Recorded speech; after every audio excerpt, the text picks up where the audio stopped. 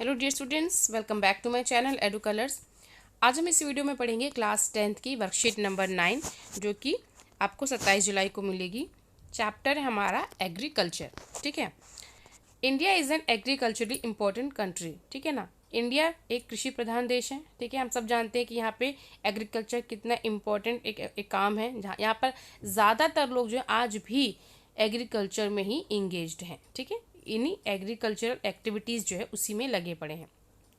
So agriculture is a primary activity. अब primary activity क्या होती है मैं आपको बताती हूँ। 3 तरह की एक्टिविटी होती हैं। ठीक है। एक होती है प्राइमरी एक्टिविटी, एक होती है सेकेंडरी एक्टिविटी और एक होती है टेरिटरी एक्टिविटी, तृतीय एक्टिविटी। ठीक है ना, तीसरी तरह की। सो पहले वाले में क्या होता है, इसमें जो नेचुरल चीज़ें होती हैं या जैसे कि मान लीजिए एग्रीकल्चर है, ठीक है, या मेटल से जुड़े हुए काम हैं, या डेयरी प्रोडक्ट से जुड़े हुए काम में अगर कोई लगे हुए हैं, या फार्मिंग, ये जो हमारे जंगल होते हैं, ठीक है ना, इसके कामों में अगर कोई लगे पड़े हुए हैं, तो ये जो लोग होते हैं, ठीक है, या मरीन के काम, समुद्र के कामों में अगर जो लोग लगे पड़े हैं, तो ये सारे के सारे प्राइमरी सेक्टर में आते हैं। और सेकेंडरी सेक्टर में जो सेकेंडरी सेक्टर है इसमें आते हैं बेसिकली हमारे, जैसे मान लीजिए आपने एग्रीकल्चर की और आपने कॉटन प्रोड्यूस की। ठीक है। अब उस कॉटन को आप क्या करेंगे, मान लीजिए आपको एक कमीज़ बनानी है, शर्ट बनानी है, तो आप यहाँ पर मैन्युफैक्चरिंग का काम कहाँ करेंगे, सेकंड वाले में करेंगे। तो जिसमें मैन्युफैक्चरिंग का काम किया जाता है वो सेकेंडरी सेक्टर होता है। ठीक है। कोई भी चीज़ बनाना, ठीक है, एक मिट्टी है, मिट्टी से आप कोई खिलौना बना रहे हैं या बर्तन बना रहे हैं, आप लोहे की कोई मेटल है, मेटल से आप कोई अलमारी बना रहे हैं, तो बनाने का जो काम होगा, मैन्युफैक्चरिंग का काम होगा, वो सेकेंडरी सेक्टर में होता है।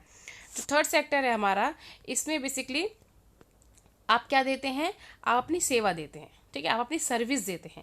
जैसे मान लीजिए ये जो सामान बनाया इसको मार्केट तक पहुंचाया किसने, ड्राइवर ने, फिर दुकानदार उसको बेच रहा है। ठीक है।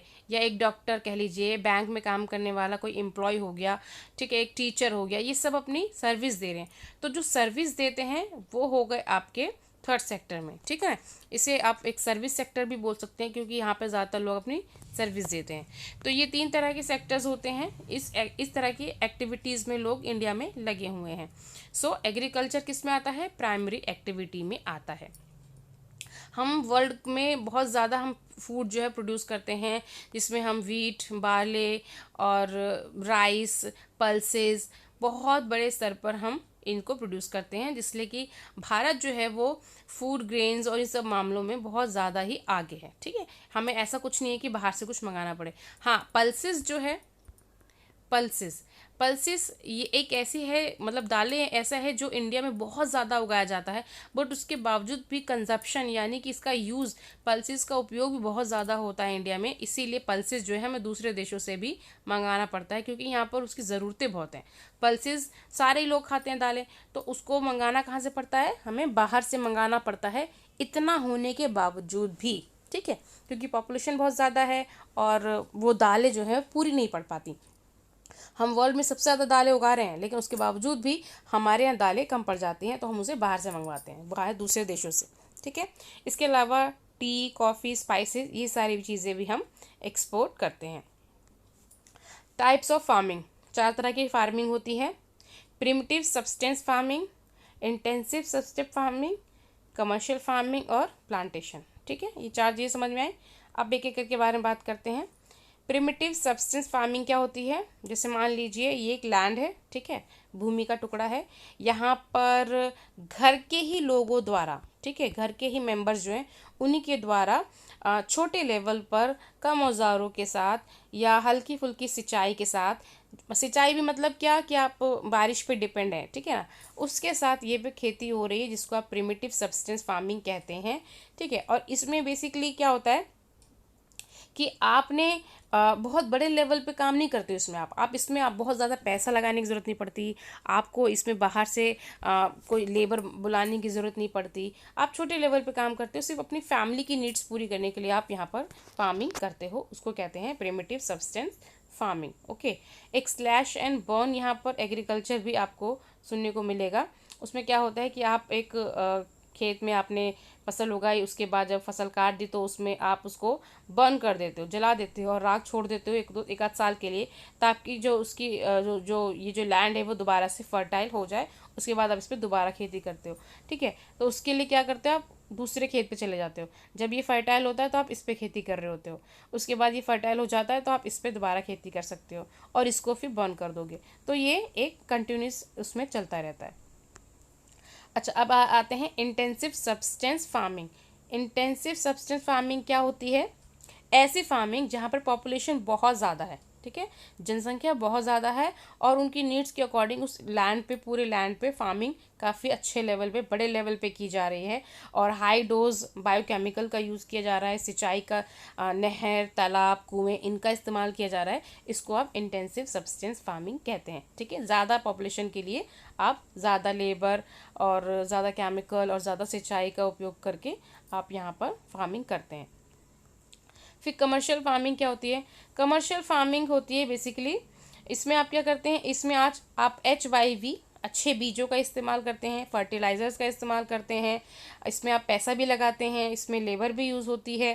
ठीक है, अब एग्जांपल देती हूँ मैं आपको। जैसे मान लीजिए पंजाब में आपने चावल की खेती की, ठीक है, राइस आपने प्रोड्यूस किए, आपने राइस प्रोड्यूस किए तो वो मान लीजिए पंजाब के लिए राइस आपने यूज़ किया, बहुत सारा राइस प्रोड्यूस हो गया, तो वो राइस जो है, या वीट मान लीजिए जो भी है, ठीक है, तो बहुत सारा राइस प्रोड्यूस कर लिया, तो अब उसको पंजाब से बाहर बेचा जाएगा।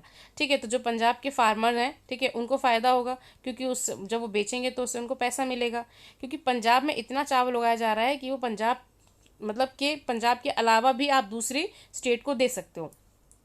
अब वहीं पे ये हो गई आपकी कमर्शियल फार्मिंग। ठीक है, लेकिन इसी एग्जांपल में हम उड़ीसा का एक एग्जांपल देखते हैं। उड़ीसा में क्या होता है, वहाँ पर भी राइस की मतलब एग्रीकल्चर हो रहा है, राइस की फार्मिंग वहाँ पे हो रही है, लेकिन वहाँ पर राइस ज़्यादा खाया जाता है, जिसकी वजह से राइस जो है वहाँ पर ख़त्म हो जाते हैं।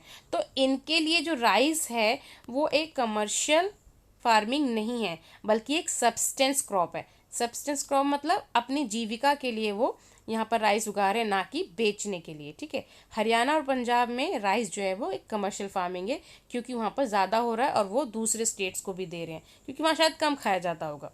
ठीक है, क्लियर है? अब प्लांटेशन। प्लांटेशन जो है वो बहुत बड़े लेवल के, मतलब बहुत ज़्यादा बड़ी ज़मीन होती है, प्लांट होता है, वहाँ पर किसी एक तरह की खेती, जैसे मान लीजिए आप गन्ने की खेती कर रहे हैं, तो पूरे में आप गन्ने की खेती कर दीजिए, यहाँ से आपको खूब गन्ना प्राप्त होगा। ठीक है ना, तो इस गन्ने को आप क्या करेंगे, आप इसको बाजार में बेचेंगे। ठीक है ना, ऐसे ही टी भी हो सकता है, कॉफ़ी भी हो सकता है, बनाना भी हो सकता है, ये सारी चीज़, रबड़ भी हो सकता है, ये सारे आपके प्लांटेशन वाली जो क्रॉप्स हैं वो कहलाते हैं। फिर बताती हूँ, बहुत बड़ा लैंड होता है जिस पर आप बहुत ज़्यादा अलग अलग तरह की क्रॉप्स की आप खेती करते हैं। जैसे मान लीजिए आपने यहाँ पे कॉफ़ी उगाई, ठीक है, तो इस पूरे में आपने प्लांट में कॉफ़ी उगाई और उसको फिर आपने बेच दिया, क्योंकि ऑब्वियसली कॉफ़ी कोई ऐसा तो नहीं है कि भाई ज़्यादा अपने घर में रखेगा, वो ख़राब भी हो जाएगी, तो उसको क्या करेंगे, आप आगे बेच दो, है ना, आपको बेनिफिट ही होगा, आपको कुछ प्रॉफिट ही हो जाएगा। ठीक है, तो उसको मकसद ये होता है कि हमें बाजार में बेचना है, इसलिए हम इसकी फार्मिंग करेंगे, इसको प्लांटेशन फार्मिंग कहते हैं। क्लियर है? अब हमारा अगला क्वेश्चन है, मतलब हम आते हैं क्वेश्चन पे। हमारा फर्स्ट क्वेश्चन है, if you were a farmer then which type of farming you would like to do and why. ठीक है, हम ये करेंगे, इससे पहले मैं आपको सेकंड क्वेश्चन का आंसर बता दे रही हूँ, क्योंकि हमारा फर्स्ट एंड थर्ड क्वेश्चन एक साथ हम करेंगे। Right a short note on intensive subsistence farming. तो इसके लिए आप अगर एक शॉर्ट नोट लिखेंगे तो इंटेंसिव सब्सटेंस फार्मिंग का आप यहाँ से लेके यहाँ तक करेंगे, ये दूसरे नंबर का आपका आंसर होगा। ठीक है, पहले का आंसर और थर्ड का आंसर मैं आपको बताती हूँ। पहला हमारा क्वेश्चन है, if you were a farmer then which type of farming you would like to do and why. आपको पहले पहला ही करना है, सेकंड बाद में करना है। ठीक है, तो अगर आप एक किसान होते तो आप किस तरह की खेती करना पसंद करते? सो इसका आंसर है, if we were a farmer we would like to do a commercial farming. ठीक है, अगर मैं फार्मर होती तो मैं कमर्शियल फार्मिंग करती, because commercial farmers increase production helping increase the national stock of food products. ठीक है, यानी कि बहुत ज़्यादा मात्रा में इंडिया में फूड जो है कहाँ पर इसको इकट्ठा किया जाता है, कमर्शियल फार्मिंग के द्वारा ही। प्लस ये हमारी जीडीपी में भी काफ़ी इंपॉर्टेंट है कमर्शियल फार्मिंग। ठीक है, सो ये हो गया आपके फर्स्ट क्वेश्चन का आंसर। अब आपका थर्ड क्वेश्चन है कि कमर्शियल फार्मिंग और इंटेंसिव सब्सटेंस फार्मिंग में क्या डिफरेंस है। ठीक है, तो उसके लिए आप देखेंगे, आपका ये थर्ड क्वेश्चन है, उसका ये आंसर ये रहा आपका। सो पहला आंसर है मतलब पहला पॉइंट है, in intensive subsistence farming pressure of population on land is high. ठीक है, इंटेंसिव सब्सटेंस फार्मिंग में जो पॉपुलेशन होता है वो ज़्यादा होता है, जबकि कमर्शियल फार्मिंग में पॉपुलेशन जो है वो इतना ज़्यादा नहीं होता।